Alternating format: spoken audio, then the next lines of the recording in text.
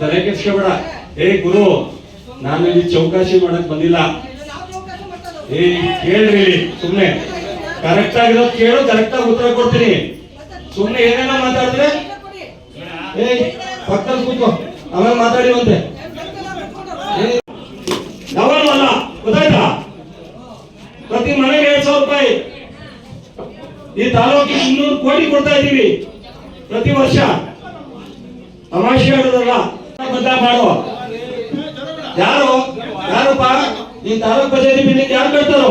KB ಯಾರು office ತಂದರು? ಯಾರು ತಂದರು KB ಆಫೀಸು? ಯಾರಪ್ಪ